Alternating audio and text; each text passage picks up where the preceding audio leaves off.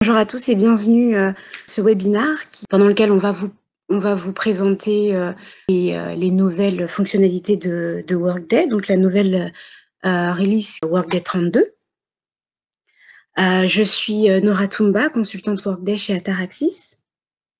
Et je suis Alexandra Thompson, coordinatrice du support et consultante Workday chez Ataraxis. Donc l'objectif de cette session est de vous permettre de comprendre clairement les nouvelles fonctionnalités de Workday 32 et également de vous permettre une réflexion sur ce qui est applicable à votre entreprise et bien sûr de voir comment nous, chez Ataraxis, on peut vous assister avec ces nouvelles fonctionnalités ou sur d'autres éléments qui concernent Workday. Si vous avez des questions au cours de ce webinaire, n'hésitez pas à les poser par écrit. Nous n'y répondrons pas directement, enfin, en tout cas dans la mesure du possible. Et on reviendra vers vous, enfin, personnellement, directement vers les clients qui ont des questions pour leur transmettre leurs réponses et faire un suivi. Les modules que nous aborderons, ce sera HCM et reporting, absence, time tracking et compensation. Avant de continuer, je voudrais juste donc souligner en fait l'importance de la communauté Workday. Donc il faut savoir que toutes les nouvelles fonctionnalités s'appuient véritablement sur des expériences clients. Et que la communauté est en fait le lieu de tous les échanges entre les clients et Workday et donc les échanges portent notamment sur les nouveautés et les évolutions de Workday. On voit ça notamment sur les brainstorms. Donc les demandes et les suggestions des utilisateurs font l'objet de votes par d'autres utilisateurs et Workday prend véritablement en compte ces idées pour mettre en place les nouvelles fonctionnalités.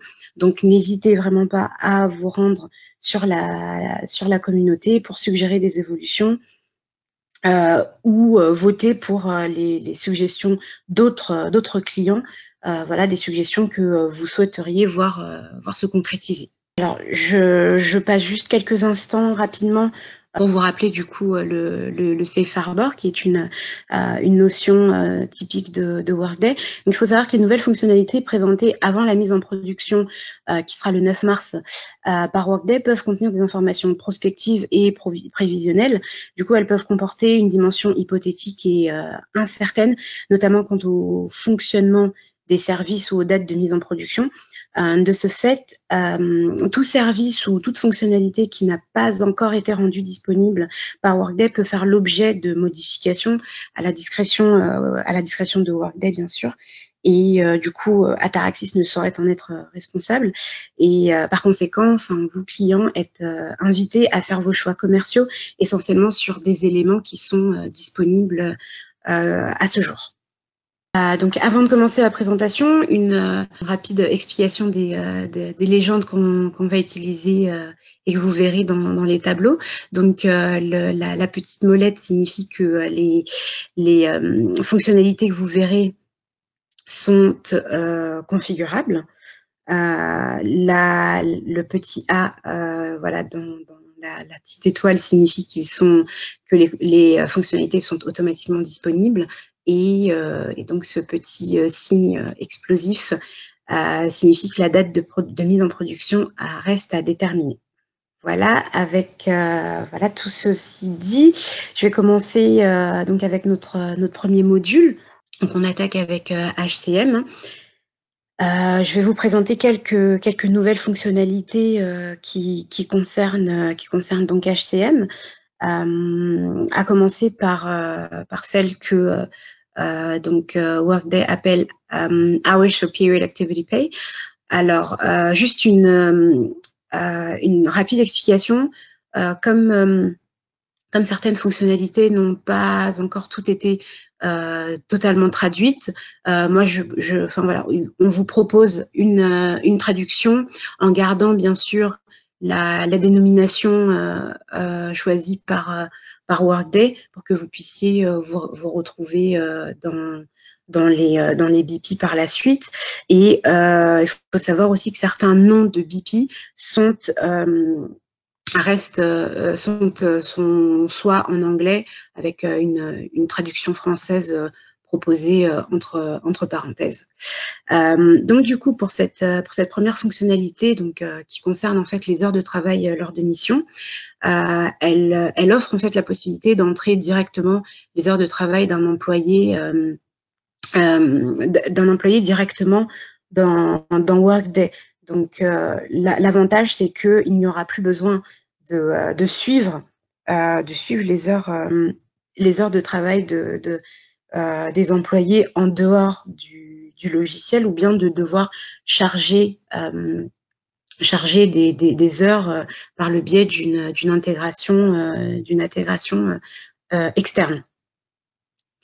En deuxième nouvelle fonctionnalité, Workday nous propose le remplissage automatique le remplissage automatique des formulaires à partir du BP d'embauche. Donc, il sera désormais possible grâce à un nouveau BP qui s'appelle remplissage automatique. Il sera désormais possible de remplir automatiquement certains BP beaucoup plus facilement, et du coup de gagner du temps et de supprimer certains sous-process qui ne sont pas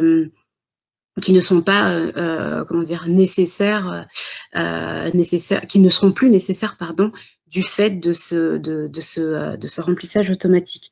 Donc cette caractéristique, ainsi que celle que j'ai présentée juste avant sur les heures de travail lors de mission, nécessiteront une configuration. Et donc ce remplissage automatique ne sera disponible que pour les BP qui sont configurés pour aller avec, en fait, pour accompagner ce process de remplissage automatique. Donc dans la version précédente de Workday, il fallait remplir pas mal de process, notamment ceux liés à l'embauche de façon manuelle.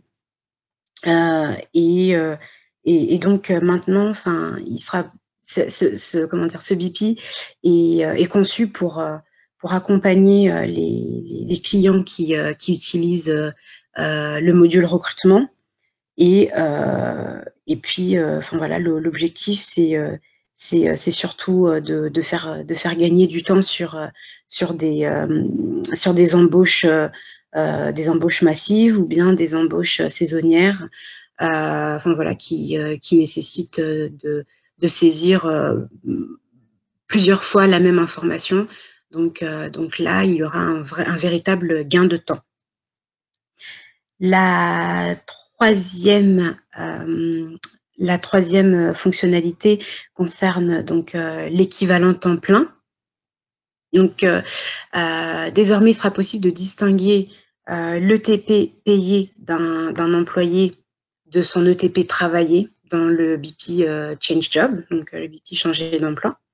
On va voir ça avec une slide en screenshot. Donc, comme je vous le disais, désormais, il sera possible de distinguer un ETP payé de l'ETP travaillé. Donc là, on est dans le BP changé d'emploi, plus précisément dans l'onglet détail, où on voit donc en bas, encadré en rouge, donc la possibilité de spécifier un ETP travaillé et de spécifier un ETP payé. À côté Donc, juste pour donner quelques détails, on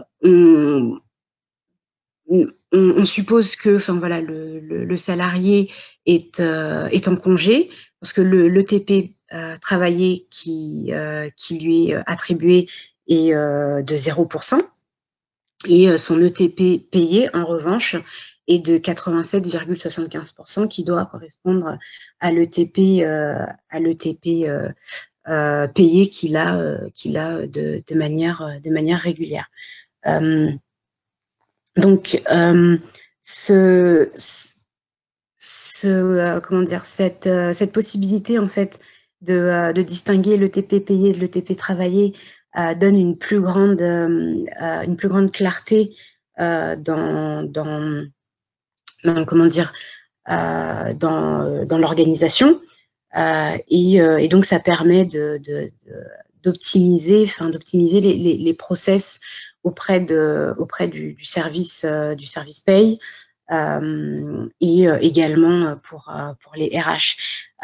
Donc il faut savoir qu'avant, le TP était était un champ calculé, était à la fois un champ calculé et un ratio. Et lorsqu'on souhaitait le modifier, il fallait changer 2 éléments en parallèle. Donc maintenant, ce sera beaucoup plus simple et pour la paye et pour les RH, voilà, d'indiquer, de distinguer les deux. Ensuite, donc on passe à la slide, voilà, à la slide suivante, merci.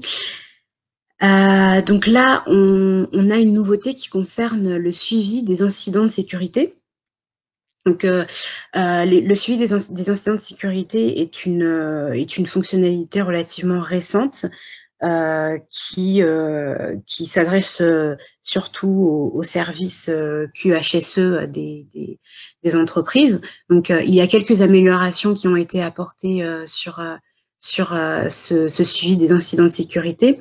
On va les voir dans la slide suivante.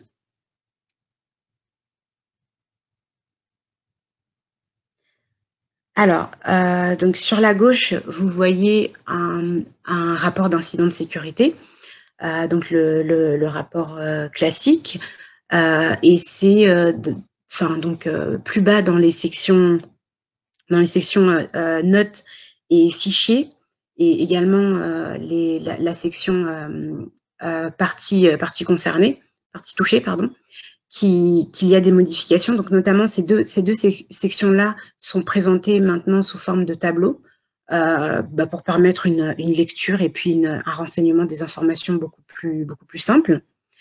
Et puis par la suite, donc dans la slide suivante,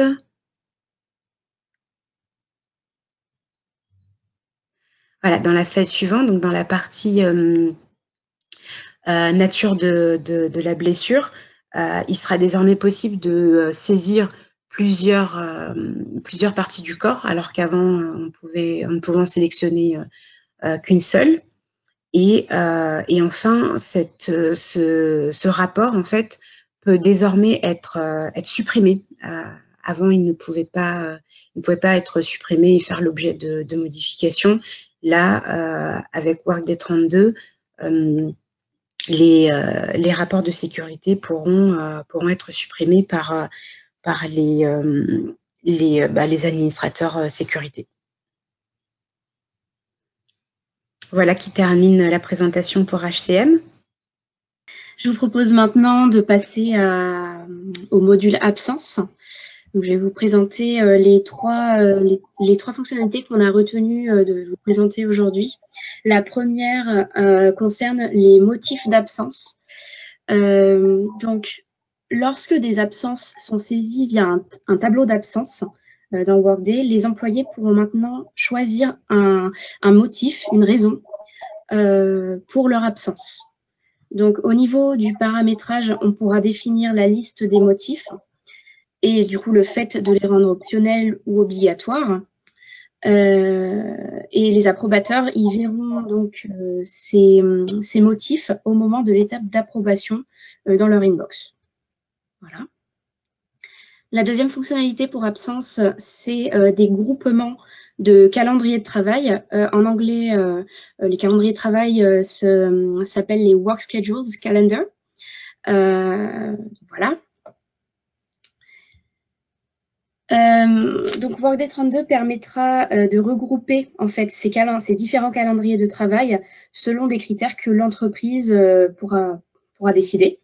Cela permettra en fait d'ajouter des filtres lors de la recherche ou de la sélection des calendriers de travail. Donc, je vous propose un petit zoom sur cette fonctionnalité. Donc tout d'abord, les utilisateurs pourront choisir des types de groupements. Par exemple, si on souhaite choisir des groupements par pays, on pourra regrouper tous les calendriers d'un même pays sous ce groupement. On peut aussi choisir de regrouper tous les types de calendriers pour les contrats cadres, par exemple, ensemble, ou non cadres. Ça peut être une autre manière de procéder. Donc, tout d'abord, pour créer les groupements, on utilisera une nouvelle tâche qui s'appelle donc créer un groupe de travail, en anglais Create Work Schedule Group, qui est une nouvelle tâche de Workday, donc qui sera disponible normalement dans un domaine qui est déjà existant, le domaine des calendars domain, que la plupart des clients ont déjà de configurer normalement. Et voici un exemple de comment rechercher avec ces nouveaux filtres par groupement. Donc, on peut voir à gauche, dans le prompt Work Schedule Calendar, donc autrefois, on avait seulement l'option de chercher parmi la catégorie All Work Schedule, donc la liste totale de tous les calendriers. Il y a maintenant la nouvelle option By Group, donc par groupement. Au milieu, on voit qu'en cliquant sur ce par groupement, on peut choisir parmi une liste de groupements. Ici, pour l'exemple, il n'y en a qu'un qui a été configuré par l'administrateur, qui s'appelle Standard Schedules. Et enfin, à droite, on peut voir parmi ces Standard Schedules la liste des calendriers en question qui se trouvaient dans ce Standard Schedules groupement. Voilà. En parallèle, une autre amélioration par rapport au planning et calendrier, c'est que l'on pourra créer des calendriers sur jusqu'à 53 semaines, alors qu'actuellement, on ne peut aller que jusqu'à 2 semaines. Donc voilà, c'est une amélioration des calendriers. On a donc la possibilité de copier une semaine d'une rangée sur l'autre, ce que je vais vous montrer dans la slide suivante, pour vous faire plus de sens visuellement. Et enfin, le réglage permettant aux employés de modifier leur planning ne pourra être activé que pour les plannings de 2 semaines ou moins. Donc voilà pour vous montrer un petit peu cette nouvelle option de configuration. Le petit plus en haut à gauche de ce rapport permet, donc on peut le cliquer jusqu'à 53 fois au lieu de 2. Et lorsqu'on clique sur le plus ou moins, donc là je parle du petit plus à l'intérieur de ce rapport sur l'une des petites rangées, ça copie en fait la rangée sur laquelle vous avez cliqué sur le plus. J'espère que c'est clair dit comme ça.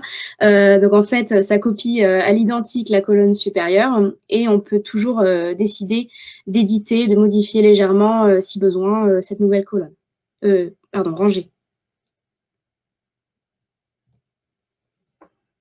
La troisième nouvelle fonctionnalité pour l'absence, c'est les heures de début et heures de fin des congés.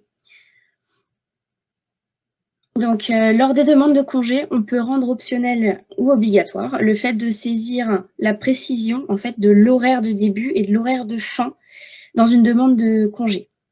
Donc, par exemple, si le collaborateur décide de s'absenter pour quelques heures, s'il a un rendez-vous, etc. L'intérêt, c'est que il pourra mettre du coup l'horaire vraiment plus exact et choisir vraiment un nombre d'heures dans la journée si c'est quelque chose qui est possible parmi les absences dans votre entreprise.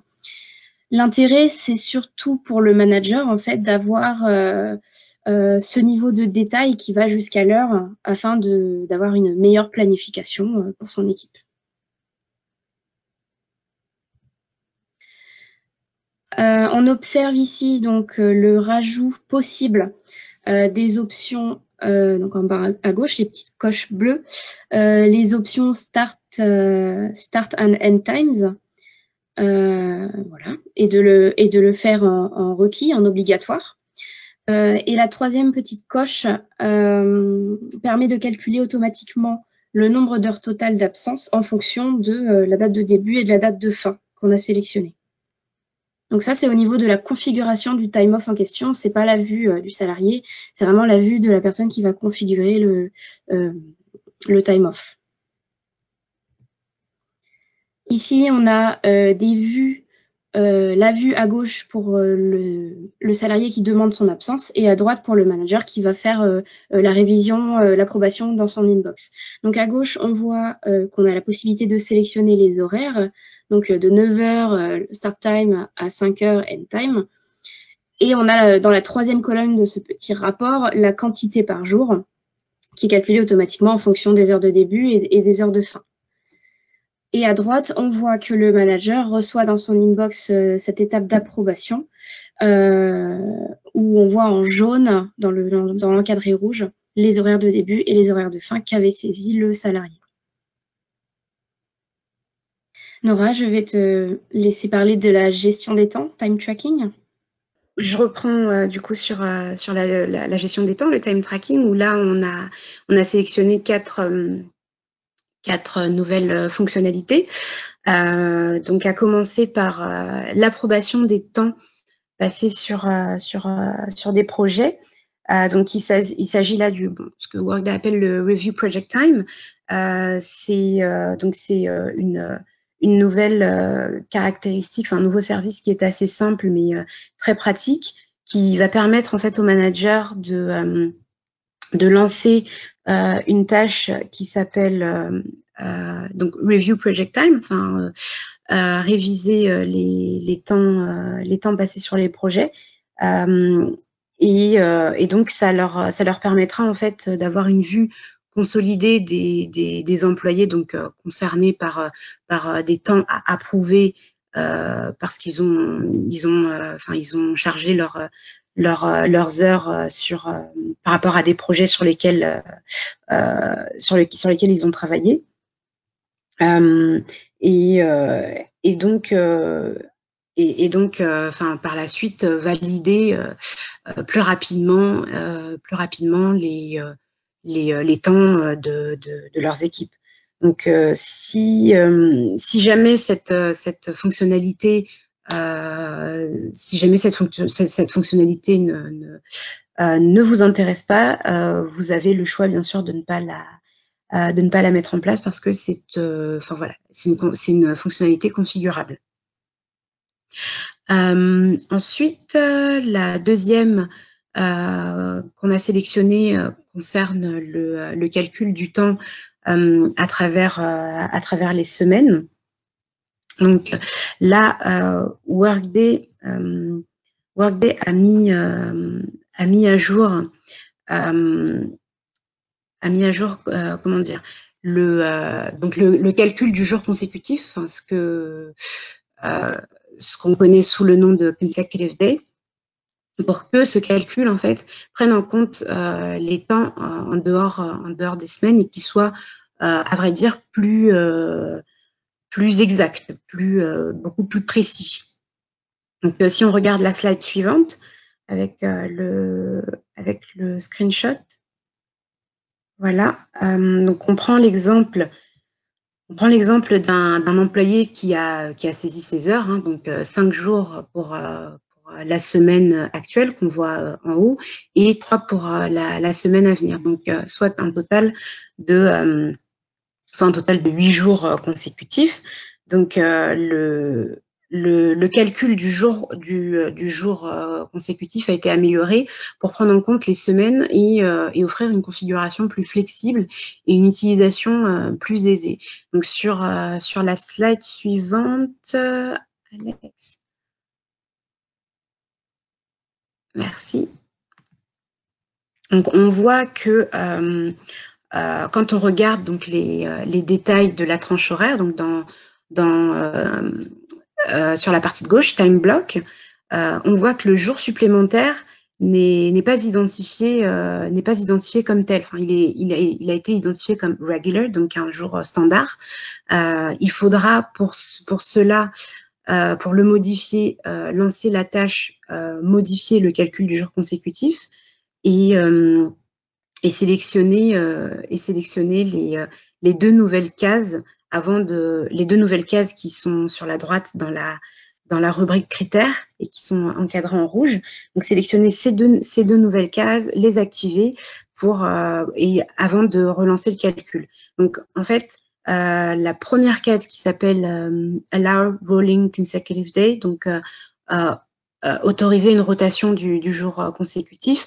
Lorsque cette case est activée, elle permet donc au calcul de prendre en compte le temps à travers les semaines lors du calcul des heures supplémentaires.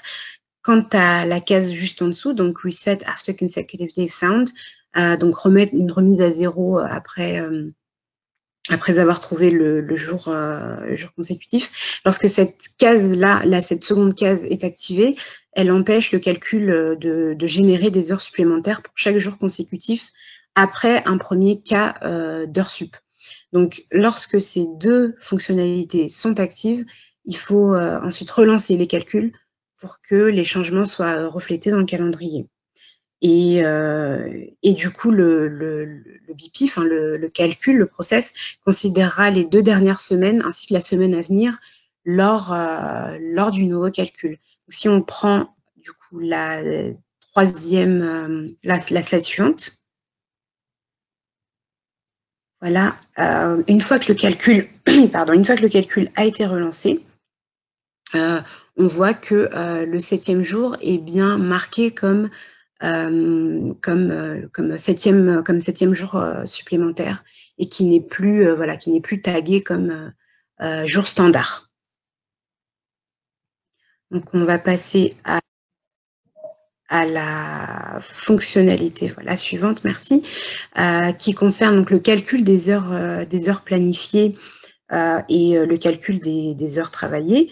Là, il s'agit tout simplement d'un nouveau mode de calcul qui permet de comparer, enfin il permet plus exactement de confronter les heures de travail planifiées d'un employé et ses heures réellement travaillées, ce qui rend le calcul du temps travaillé beaucoup plus simple.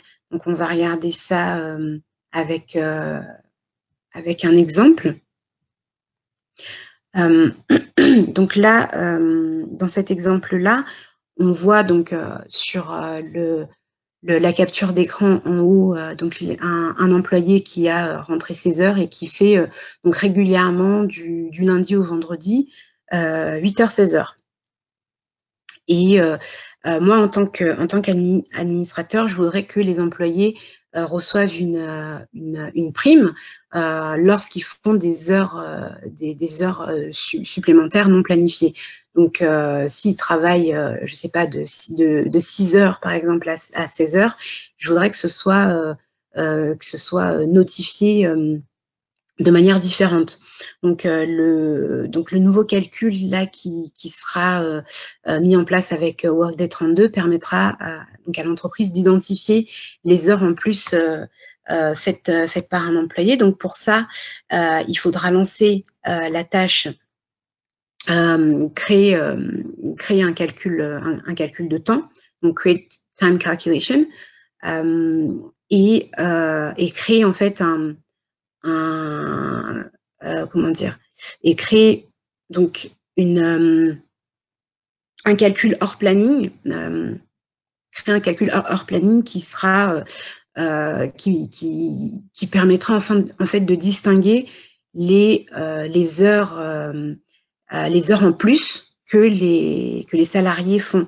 Donc là, ce calcul-là, il est automatiquement disponible avec donc la tâche créer un calcul de temps, et en fait, il va se configurer dans la zone fonctionnelle calcul des gestions de temps de Workday. Donc en regardant regardant du coup alors juste rapidement, j'ai oublié de préciser. Donc là, dans mon exemple, j'ai créé un calcul hors planning qui s'appelle Premium OT. Et donc, avec la slide suivante, voilà, merci Alex. Avec la slide suivante, on voit du coup lorsque le calcul a été lancé et effectué correctement, s'il y a bien des heures travaillées en dehors du planning d'un employé. Donc, comme j'ai dit tout à l'heure, on suppose que l'employé, au lieu de faire 8 heures, 16 heures, il va faire 6 heures, 16 heures. Donc, 2 heures de plus dans son emploi du temps. Donc, s'il y a effectivement des heures travaillées en dehors du planning de l'employé, cet employé se verra crédité du nombre d'heures supplémentaires effectuées et ce nombre d'heures sera identifié comme Premium OT, comme vous pouvez le voir là dans cette capture d'écran-là. Et voilà qui termine la présentation sur la gestion des temps. Et je laisse la main du coup à Alexandra pour la partie compensation. Merci Nora. Je vais donc reprendre avec le dernier grand volet de ce webinaire qui est le module compensation, rémunération. J'ai en tout 6 fonctionnalités à vous présenter dans ce volet. La première, ce sont les options d'approbation lors des révisions de rémunération. Donc, on parle en anglais des process de compensation reviews. Une nouvelle étape a été ajoutée au BP, démarrer le processus de rémunération au mérite. Donc, ça s'appelle réviser les récompenses par employé. Donc, on peut maintenant voir des récompenses, comme dans l'étape saisir les récompenses d'un employé ou Complete Employee Awards en anglais. Et on pourra éditer et approuver toutes les récompenses en une fois au niveau de cette étape. Donc, il est possible de configurer les étapes du BP réviser plusieurs récompenses de salariés, Multiple Review Employee Awards, pour que des différents groupes, des groupes de sécurité différents puissent les réviser, soit de façon concomitante ou successive. Donc ça, c'était la première fonctionnalité. La deuxième s'agit du caractère optionnel du plan de rémunération au mérite dans le processus de rémunération au mérite. On parle ici du BP, Business Process, démarrer le processus de rémunération au mérite, qui peut être désormais utilisé de façon optionnelle et non plus requise, donc obligatoire, avec les plans de rémunération au mérite. Les process, démarrer le processus d'attribution des primes et démarrer le processus d'actionnariat sont maintenant de moindre importance. Donc, c'était annoncé avec Workday 31.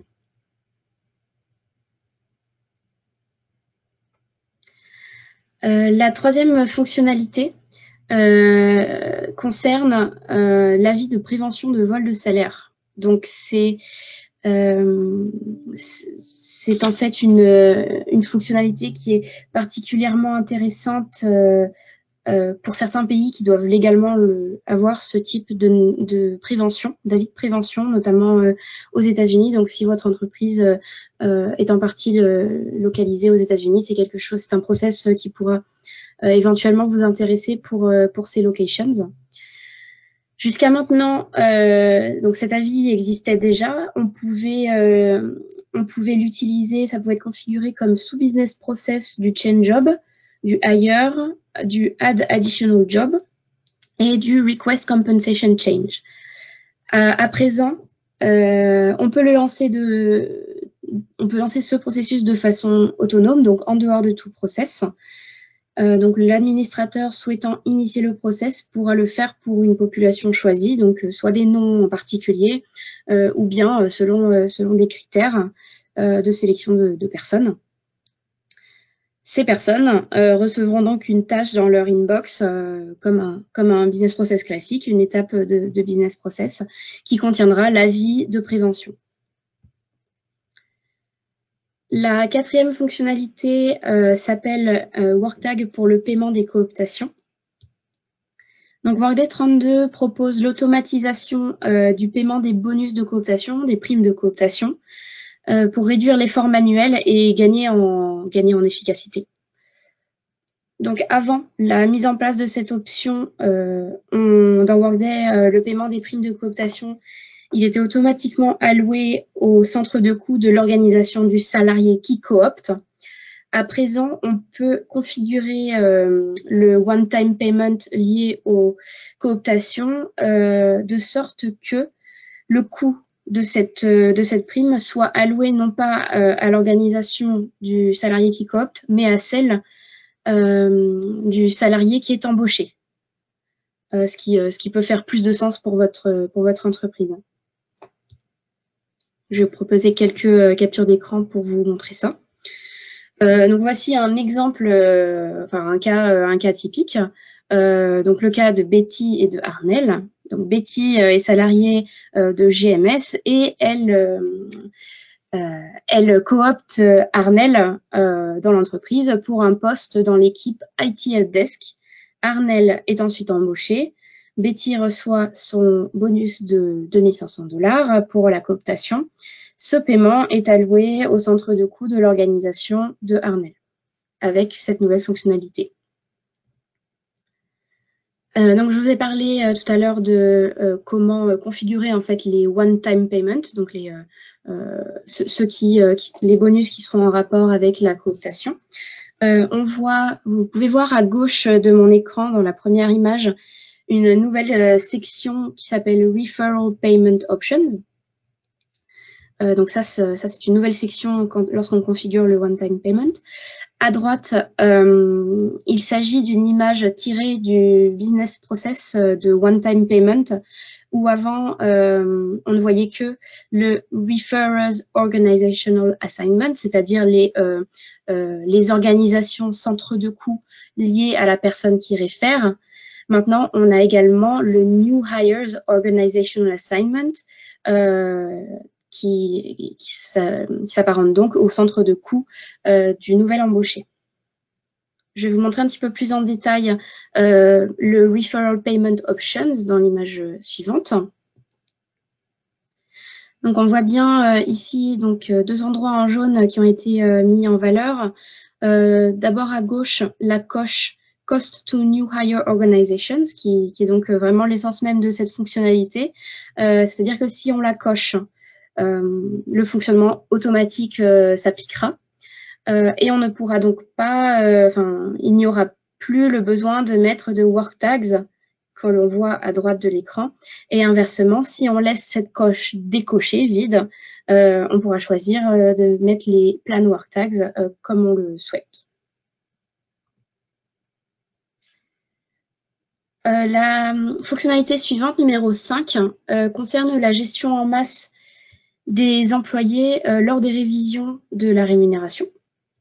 Donc avec Workday 32, il sera possible de retirer et ajouter un grand nombre d'employés dans les révisions de rémunération. On peut maintenant configurer une tâche de gestion massive des opérations qui existe déjà. Elle s'appelle